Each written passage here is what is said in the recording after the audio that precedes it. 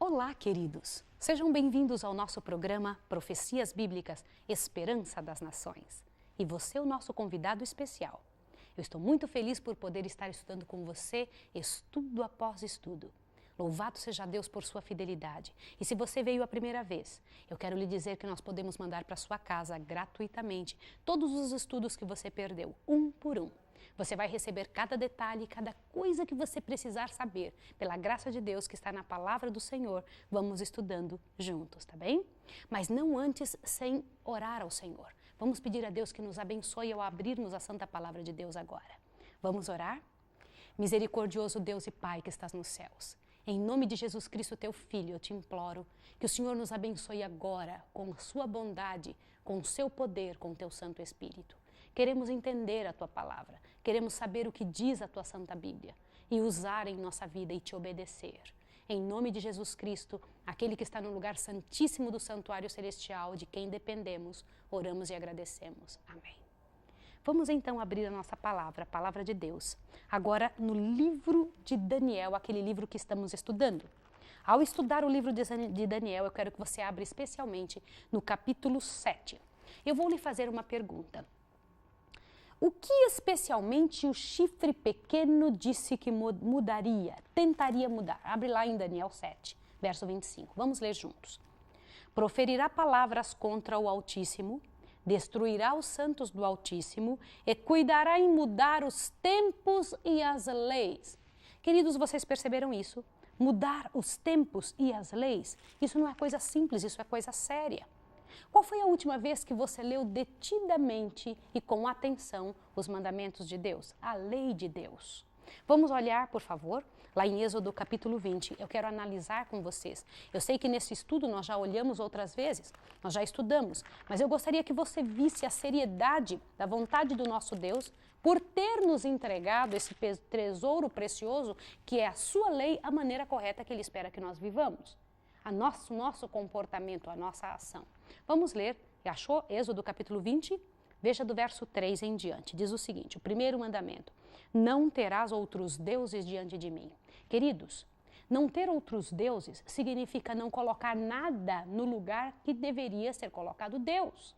Por exemplo, às vezes nós deixamos um carro ser o nosso Deus. Nós permitimos que uma pessoa, um desejo, uma situação seja colocada no lugar de Deus e nós ficamos tão envolvidos com aquilo que Deus é esquecido. O que será que pode existir na nossa vida que está tomando o lugar do Deus eterno? Você já parou para pensar nisso? Vamos ver o segundo mandamento. Não farás para ti imagem de escultura, está no versículo 4 do capítulo 20 de Êxodo. Não farás para ti imagem de escultura, nem semelhança alguma do que há em cima nos céus, nem embaixo na terra, nem nas águas debaixo da terra.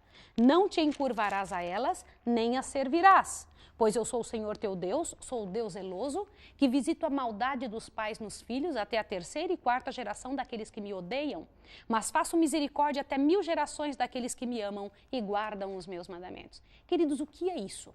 Algumas pessoas têm falado conosco, têm nos procurado e dito: mas Maísa, eu não adoro as imagens, eu tenho as imagens para me lembrar dos seres celestiais. O Senhor Deus disse que nós não devemos ter nenhuma imagem, nem esculpi-las, nem guardar, nem encurvar-nos perante elas. Isto é transgressão do segundo mandamento do Senhor Deus. Isso é coisa séria. O que diz o outro mandamento? O próximo mandamento, o terceiro, está no versículo 7. Não tomarás o nome do Senhor teu Deus em vão, pois o Senhor não terá por inocente o que tomar o seu santo nome em vão. Eu quero lhe dizer uma coisa. Existem pessoas, existem nações, que no momento em que estavam tomando o nome de Deus, no momento que iam falar o nome de Deus, eles faziam silêncio. Os copistas do tempo antigo, toda vez que iam escrever o nome de Deus na Bíblia, o nome do Senhor, eles usavam uma pena diferente para mostrar o respeito que possuíam, que sentiam em relação ao nome de Deus. Hoje em dia, o nosso povo, os nossos filhos, as pessoas relacionadas à nossa vida estão tão mudados, tão degradados, que usam o nome de Deus em piadas, em programas humorísticos, em coisas vãs e fúteis, de maneira que nós tornamos o nome de Deus pior do que o nosso mesmo. Já parou para pensar nisso? Isso é transgressão de um mandamento. Olhe avante o próximo mandamento, o mandamento que está no versículo 8. Lembra-te do dia do quê? Do sábado, para o santificar. 6 dias trabalharás e farás toda a tua obra, mas o 7º dia é o sábado do Senhor teu Deus. Não farás nenhum trabalho, nem tu, nem teu filho, nem tua filha, nem teu escravo, nem tua escrava, nem teu animal, nem o estrangeiro que está para dentro das tuas portas. Pois em 6 dias fez o Senhor o céu, a terra e o mar, e tudo no que neles há. Mas no 7º dia descansou de sua obra. Por isso o Senhor abençoou o dia de sábado e o santificou. Veja que coisa interessante. Aqui é claro em falar do mandamento do sábado. No nosso próximo estudo, nós vamos entender por que as pessoas e as religiões cristãs guardam o domingo. Você precisa entender a razão do porquê eles fazem assim. Será o nosso próximo estudo.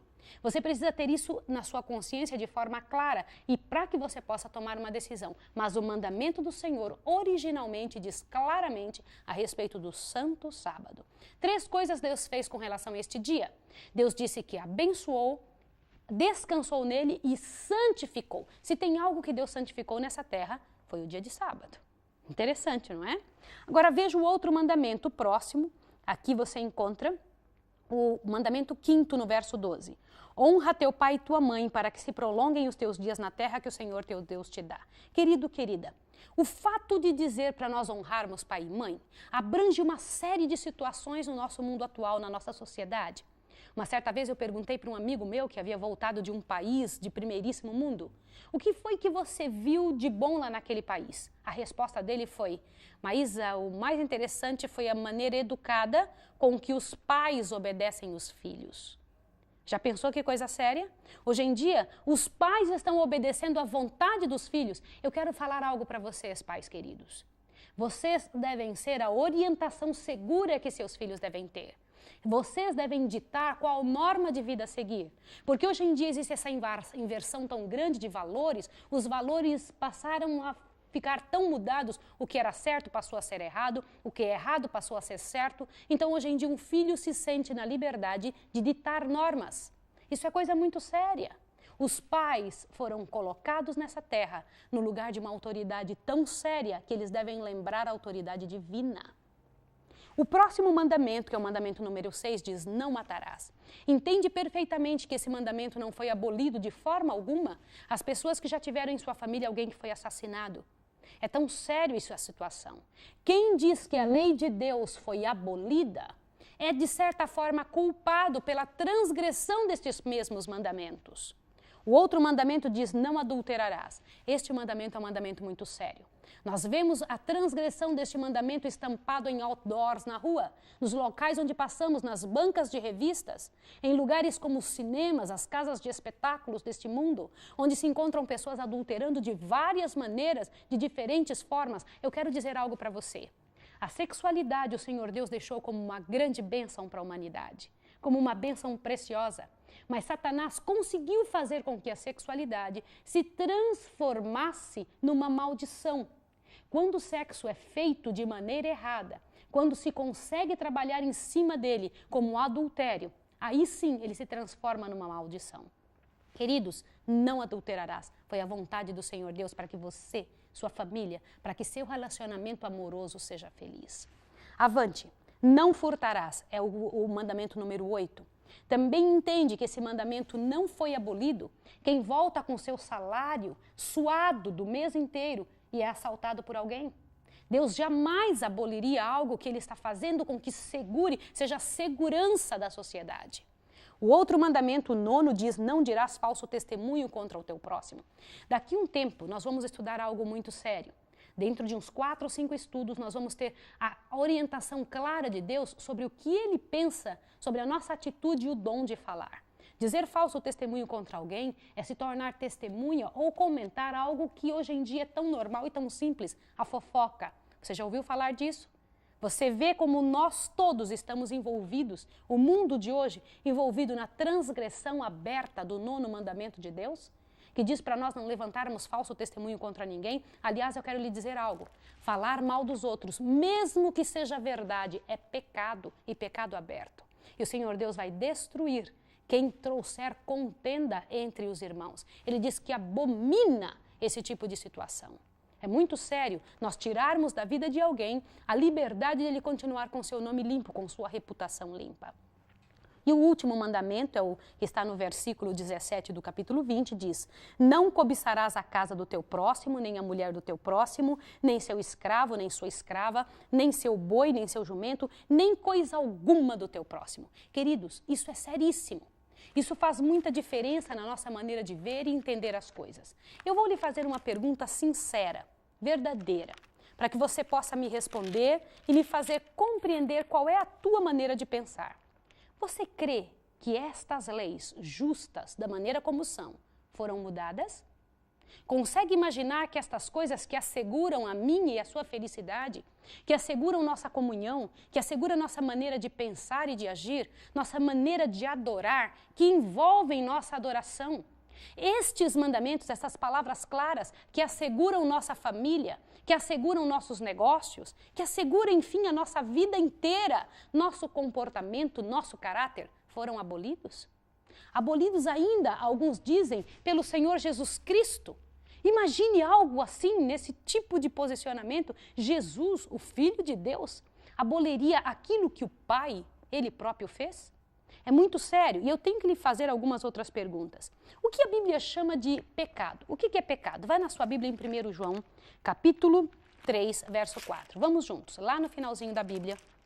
1 João, capítulo 3, verso 4. Vamos juntos para que você possa entender o que a Bíblia chama de pecado. 1 João, capítulo 3, verso 4.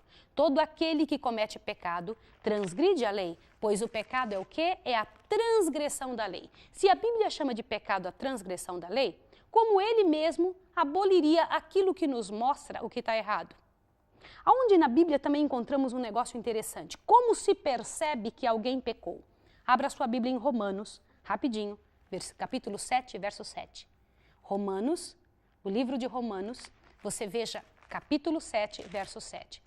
Romanos dá uma abertura muito clara para você e para mim do que significa, o que é que faz a gente entender o que é pecado. 7, 7. Vamos juntos? Que diremos, pois? É a lei pecado? De modo nenhum. Mas eu não conheci pecado se não fosse por intermédio da lei. Pois eu não conheceria a concupiscência se a lei não me dissesse, não cobiçarás. Sabe o que significa lei? A lei é que mostra onde você está errado, aonde você precisa mudar, o que você precisa fazer para agradar a Deus e melhorar a sua vida. A lei é necessária porque ela esclarece a nossa posição, a maneira como devemos viver, o que Deus espera de nós. Compreendeu? É isso que o apóstolo Paulo está dizendo. Pelo que somente o cristão pode ser purificado. Aí algumas pessoas podem dizer, Maísa, você está sendo legalista. A lei não tem toda essa importância. Ah, não tem? O que a Bíblia nos disse? É claro que nós só podemos ser purificados através de Jesus. Abre lá sua Bíblia em 1 João. 1 João dá essa certeza para nós. 1 João capítulo 1, verso 17. Faça isso para que você possa ver que não existe, a lei não purifica ninguém. Ela existe para um fim especial. Ela não pode ser transgredida porque foi feita pelo próprio Deus e a transgressão nos leva ao pecado. Mas dê uma olhada quem é capaz de nos purificar. Vai lá, São João, capítulo 1, dê uma olhadinha, e o verso é o 1 João 1, o verso 7. Olhe bem. Mas se andarmos na luz, como Ele está na luz, temos comunhão com os outros, e o sangue de Jesus Cristo, seu Filho, faz o quê? Nos purifica de todo o pecado. Quem nos purifica é Jesus. Mas o que nos faz saber onde estamos errando é a lei de Deus. Para que nós entendamos que estamos em pecado, é preciso que alguém diga, isto é pecado. É preciso que alguém nos informe e nos mostre o que é. E Deus deixou sua lei para isso, para que nós possamos andar da forma correta. Compreende? Isso é importante para que você tenha clareza ao conversar com seus amigos que dizem, não se importe com isso. E ao não nos importarmos com a lei, se afrouxam os nossos alicerces. Entende? Continue. Olhe bem, por qual ato de amor de Deus as pessoas podem ser salvas? Vai em Efésios, capítulo 2, vai lá no livro de Efésios, capítulo 2, verso 8 e 9. Por qual ato de amor as pessoas podem ser salvas? 2, Efésios 2, versículo 8 e 9. Olha que bonito. Pois pela graça sois salvos, por meio da fé. E isso não vem de vós, é dom de Deus. Não de obras para que ninguém se glorie, pois somos feituras suas, criados em Cristo Jesus, para quê? Para as boas obras, as quais Deus preparou para que andássemos nela. Você entendeu isso daqui? Quando as pessoas dizem assim, Maísa, eu não guardo lei porque eu sou salva pela fé e pela graça. Queridos, ser salvo pela graça é fazer isso que está escrito aqui. Efésios, capítulo 2, verso 8 a 10. A maior parte de nós só leu o versículo 8 e 9, não leu o 10. Vamos ler juntos de novo? Pois é pela graça que sois salvos, por meio da fé. Isso não vem de vós, é dom de Deus. Ótimo. Agora continue lendo. Não de obras para que ninguém se glorie. Não são minhas obras que me salvam. Elas mostram o quê? Veja o verso 10. Pois somos feitura sua, criados em Cristo para o quê? O que diz a sua Bíblia? Para as boas obras. Olha que interessante. Veja bem, as quais Deus preparou para que andássemos nelas. Deus criou a maneira correta de viver e nos mostrou qual é a maneira certa que temos que viver, queridos. Isso faz toda a diferença. Então, os versos que são usados para chegar a nos dizer, a nos fazer compreender uma coisa que Deus nunca disse que sua lei seria abrogada, seria tirada do espaço onde os seres humanos deveriam viver e serem julgados, porque ele sabia o quanto nós precisamos dela para ter a certeza de como viver, do que seguir. Mais uma pergunta para você. Com que palavra Deus inicia o quarto mandamento? Eu quero que você pense a respeito disso. Dê uma olhadinha para mim, por favor. Vai lá na sua Bíblia, em Êxodo capítulo 20. Dê uma olhada, por favor, para que você possa compreender. Êxodo capítulo 20. O que diz ali? Lembra-te do dia do sábado para o santificar. Lembra-te. Por que lembra-te? Qual era a intenção de Deus? Se lembra-te porque sabia que nós esqueceríamos, não é verdade? Isso faz toda a diferença numa compreensão séria. Agora, por que é que o chifre pequeno disse que poderia mudar a lei de Deus? Baseado em que autoridade? Autoridade de quem? Com que tipo de poder ele faria isso? Nós já estudamos em vezes passadas que a autoridade que foi dada ao chifre pequeno não foi a autoridade de Deus. Se Deus não permite que sua lei seja mudada, se Deus criou a lei para que nos mostrasse que tipo de atitude nós devemos tomar na vida, aonde andar, onde não andar, o que fazer e o que não fazer, que nos mostra onde estamos pecando, porque quem não tem a lei não sabe onde está errado. Pense bem, se uma pessoa está andando num país sem conhecer as leis deste país, e de repente comete uma infração que aquele país não permite. Se ela não sabe a lei, ela não é culpada. Compreende? Assim é com relação aos seres do céu. Nós estamos vivendo dentro das leis do céu ou não somos cristãos? Os cristãos recebem esse nome porque seguem as pegadas de quem? De Cristo. Recebem o nome dele porque seguem o reino de Cristo. E no reino de Cristo as leis são as leis de Deus, é que comandam, é que regem. Não é interessante ver isso? Vou lhe fazer mais uma pergunta. A religião do Antigo Testamento era legalista? Você acha que sim ou não? A religião do Antigo Testamento. Algumas pessoas falam, Maísa, mas a religião do Antigo Testamento era tão legalista. Abra sua Bíblia no livro de Miqueias. Miqueias é um pouquinho para frente de Daniel. Miqueias, capítulo 6, verso 8. Eu quero que você veja que coisa interessante. É legalista a religião do Antigo Testamento ou não? Eu vou ler uma parte do Velho Testamento. Miqueias, capítulo 6, verso 8. Ele te declarou, ó homem, o que é bom, e o que é que o Senhor pede de ti, senão que pratiques a justiça, ames a misericórdia e andes humildemente com teu Deus? Você entende que esta é o centro da vontade de Deus? Por isso que ele fala não. Atrás de todo não de Deus existe uma bênção. Uma bênção para você, em primeiro lugar, e também uma bênção para todas as pessoas que vivem ao redor de você. Incrível, não é? Agora eu quero comentar uma coisa com você. Essa questão do novo nascimento, essa questão que o pessoal fala, não, com a pessoa que nasce de novo, não precisa estar guardando a lei de Deus. Será que não precisa mesmo? Será que é realmente isso que Deus está querendo dizer? Será que o novo nascimento já existia no Antigo Testamento? Vai na sua Bíblia no livro de Ezequiel. Ezequiel um pouquinho antes de Daniel. Vai aí, Ezequiel capítulo 36, e dê uma olhada o que a Bíblia fala sobre novo nascimento, pessoas renovadas. Ezequiel capítulo 36, verso 26 e 27. Aliás, é um dos meus versos prediletos. Dá uma olhada comigo. Dar-vos-ei um coração novo. Porei dentre vós um espírito novo. Tirarei de vós o coração de pedra e vos darei um coração de carne. Porei dentre vós o meu espírito e fazei com que andeis nos meus estatutos, que guardeis os meus juízos e os observeis. Você entendeu isso daqui? A questão do novo nascimento já existia no Velho Testamento. E Deus sempre dizendo, eu vou colocar um espírito novo, um coração novo. Que você trabalhe com esse espírito novo de forma que tenha prazer em servir as minhas leis. Olha que coisa boa. Louvado seja o nome de Deus. Agora, deixa eu te perguntar uma coisa. Deus, sua lei, seu plano, muda? Sim ou não? Vamos deixar Jesus responder e depois eu quero que o próprio Jesus responda. Vai lá em Mateus 5. Mateus 5 pode responder isso para você de forma bem clara. Mateus capítulo 5, verso 17. Não penseis que vim destruir a lei ou os profetas. Não vim para destruí-los, mas vim para cumpri-los. Porque em verdade vos digo que até que o céu e a terra passem, nenhum jota ou um tio se omitirá da lei sem que seja tudo cumprido. Até que o céu e a terra passem. O céu e a terra já se passaram? Não, de forma alguma. Queridos, Jesus não mudou lei alguma, graças a Deus. Esses versos que comentam a respeito da graça de Deus também dizem que nós somos salvos pela graça, isso é verdade. Nós somos salvos exclusivamente por Jesus, mas as obras que fazemos mostram quem é que nos dirige. Aquilo que fazemos mostram quem é que está no comando de nossa maneira de pensar, de nossa existência, de nossa maneira de viver.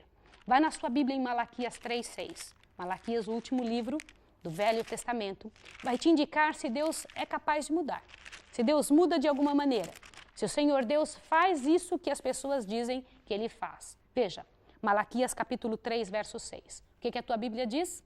Eu vou ler com você. Eu, o Senhor, não mudo. Por isso, vós, ó filhos de Jacó, não sois consumidos. Queridos, queridas, há algo grandioso dentro dessa perspectiva que precisamos entender. Nosso Deus é um Deus justo, sábio. Ele tem sua maneira de agir, uma maneira clara, verdadeira, aberta, transparente e uma maneira correta de agir conosco. Ele colocou de forma clara e simples, sem precisar de várias páginas, a constituição do seu reino, que é a sua lei. O inimigo de Deus, no desejo de fazer com que os seres humanos pequem, espalhou pelo mundo inteiro que após a morte de Jesus, as leis foram cravadas na cruz. No nosso próximo estudo, você vai entender que lei é que foi cravada na cruz. Se existe alguma lei que foi cravada na cruz, e nós já sabemos que a lei de Deus é eterna, que Deus disse que Ele não mudou, como, de que maneira que nós podemos entender essa situação? Se a lei de Deus não mudou, e o próprio Jesus disse isso, qual foi a lei que foi cravada na cruz? Se é que existe uma lei que foi cravada ali, a Bíblia tem que explicar, porque a Bíblia não se contradiz. E você precisa entender estas verdades para que não seja enganado pelo inimigo de Deus. Desde o céu, o inimigo de Deus odiava a lei do Senhor. Ele já não queria que as pessoas andassem. Ele foi o primeiro que pecou, o primeiro transgressor da lei de Deus, o primeiro homicida, o pai da mentira. Todas as coisas que Deus não gosta, foi ele que fez a primeira vez. E ele gostaria muito que você fizesse isso também. Ele queria ver a humanidade inteira envolvida nessa desgraça. Querido, querida, tome uma posição em nome de Jesus. Refaça com sua família todos os alicerces daquilo que você acredita. Comece a repensar sobre as coisas que você acredita que eram boas, sobre sua maneira de divertir-se, a maneira de vestir-se, a maneira de se alimentar, a maneira de pensar, a maneira de se propor com relação ao futuro. Isso tudo decide de que lado que estamos, quem é que é o nosso Deus, quem é que nos dirige. Nosso Deus tem mais para a sua história e para a minha. Nosso Deus deseja que a sua vida seja uma bênção completa, não somente para você, mas para todas as pessoas com quem você convive. Quem acredita no que Deus acredita, vive uma vida feliz, vive uma vida de paz, vive uma vida de sossego, e é isso que eu quero que você viva. Começa a ter uma série de problemas externos, porque o inimigo não deixa essa pessoa judia, fala mal, arruma calúnias, sofrimentos mil, mas dentro do coração fica em paz, fica bem, e é isso que Deus quer para você. Eu quero orar com você e sua família agora. para que você firme o seu coração nessa verdade, para que você tenha certeza do que é que você crê e para onde você está caminhando, em direção ao que você está indo. Que Deus tenha misericórdia de você, que te ajude a tomar a decisão. No próximo estudo, não se esqueça, nós vamos entender qual foi a lei que foi cravada na cruz. Nós agora vamos orar, eu vou orar com você, vou pedir a Deus que te abençoe. Vamos orar? Misericordioso Deus e Pai Santíssimo Senhor, muito obrigado por criar a legislação do céu. Esta, Senhor Deus, que é a tua santa lei. Louvado seja o teu nome, nos dê poder, Senhor Deus, porque o Senhor Jesus Cristo não veio somente nos salvar, veio nos dar poder para vivermos a vida que Ele viveu, andar como Ele andou. Em nome dele, rogamos e agradecemos, te pedindo a bênção para esta pessoa que está em casa, lançando esta oração para o lugar santíssimo do santuário celestial, onde Jesus está por nós, em nome de quem oramos e agradecemos. Amém. Que Deus abençoe você e até o próximo estudo.